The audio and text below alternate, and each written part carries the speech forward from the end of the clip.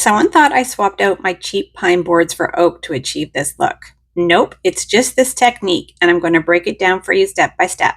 Hi, I'm Claire, and if you've ever struggled with wood that has that orangey tone to it, and you just can't find that perfect stain, I've got a great technique to share with you today. Now, if you've already done the raised grain technique I shared in my last video, and I will link that below if you haven't seen it, this finish takes it to the next level. The texture adds so much depth and character once it's stained. But even if you're working with completely flat boards, this still works beautifully. I've used it on projects like my locker bench and even these laundry slide-out racks, which had different species of wood, and it still gives that same gorgeous wood tone finish. This is a 4-step process. 2 paint layers and 2 stain layers. It sounds like a lot, but it's actually super simple. Anyone can do this, and it's actually kind of fun too. Okay, let's get started. Once your boards are fully sanded, cleaned, and free of sawdust, we start with the first paint layer. I'm using Sherwin-Williams Antler Velvet, and I like to water it down just slightly. You still want it to have good coverage, not watery, but thin enough to brush on smoothly without feeling thick or goopy. This layer helps neutralize the orange tones in the wood and creates a base that all the other layers can then build off of. I'm brushing it on across the entire board, fully covering the surface. You'll see a little bit of the wood grain and the knots showing through, and that's perfect. Those natural details are going to show up beautifully later on when we add the stain. Some quick tips. Before starting this step, this is when I would fill any imperfections. Nail holes, gouges, deep knots, or any areas that might need a bit of smoothing. To save on costs, instead of purchasing your paint in a large can, you can have your paint color matched in sample pots at Home Depot. And this is how it looks after that first step. If you didn't do the raised grain technique, then I would recommend doing a light sand before moving on to step 2. The reason for this is just running the sandpaper along the flat board will sort of highlight and define where the grain ridges are, so we know where to highlight them in the next step. If you did the raised grain technique, then you don't need to do that step. Step 2 is all about highlighting the grain. I'm using Sherwin-Williams paint again here in the color Malabar, and again I'm slightly thinning the paint. Don't overthink it. The exact consistency isn't critical. I like to use a small painter's brush for this. Honestly, the cheap ones from the dollar store work great. Dip it into the paint and drag it lightly along the wood in the direction of the grain. If you've done the raised grain technique or lightly sanded your boards, this step is what really brings that texture to life. But even if you're working with smoother boards, no problem. Just lightly mimic the grain pattern by hand.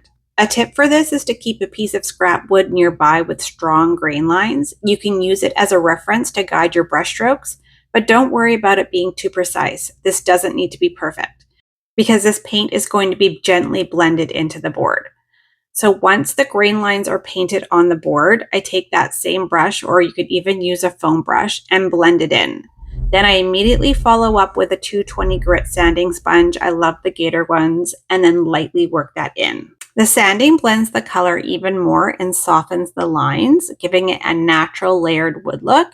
You're not pressing hard, just kind of smoothing it out until it looks right to you. Then just keep going across all your boards the same way, following those ridges of the raised grain or the pattern that was exposed when you lightly sanded before painting. I recommend practicing this step and actually all the stages of the technique on a couple pieces of scrap wood first. It's not that it's difficult, but it helps to get a feel for the brush pressure, the blending, and how the sanding changes the look before you commit to your main boards. And this is how it looks after step 2 of adding the highlight paint. There should be a distinctive two-toned effect, and don't worry if it looks quite prominent at this stage. When we add the stain techniques, it's going to bring it all together. Step 3 is when we're going to bring in that rich dimensional color with the gel stain. I'm using Varathane's gel stain in the color Dark Walnut, and I'd like to apply it with either a stiff brush or a thin disposable paintbrush. You don't need anything fancy here. The dollar store brushes work great, especially since you'll probably be tossing them afterwards. So you're going to drag the stain along the wood in the direction of the grain and then lightly wipe it back as you go, blending it into the surface with a rag. You don't need to press too hard. The goal here is to tone and deepen the look without covering up the paint layers underneath. The gel stain is quite thick, so you don't need a lot of product here. Start off with small amounts and work your way up if you need more. Because of its thicker consistency, the gel stain is used to create depth and dimension in the grain, almost like we're adding shadows and lowlights. It's similar to what we did with the paint in step 2, but this layer adds that depth of the aged wood look we're going for. And this is how it looks after step 3. Again, don't be worried if it's looking a little bit splotchy. This last step is going to make all the difference and bring it all together. Step 4 is the easiest step, but it makes all the difference. I'm using Varathane's Classic Dark Walnut Wood Stain. This is a regular oil-based stain, and I'm applying it with a clean rag. All you're doing here is rubbing a light layer of stain over the board, then buffing it off with the dry part of your rag. This step tones down any spots that might have looked a bit patchy earlier, and it helps to blend those darker gel stain lowlights with the painted highlights, giving your boards a really cohesive, beautiful grain finish. And that's the full process. 4 simple steps that completely transform orangey pine or cheap wood into something that looks warm, high-end, and custom.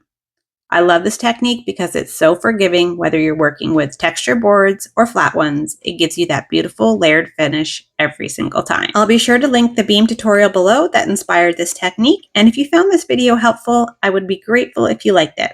Subscribe if you want to see what's coming next. I've got lots more DIY and home projects that I can't wait to share with you. Thanks for watching.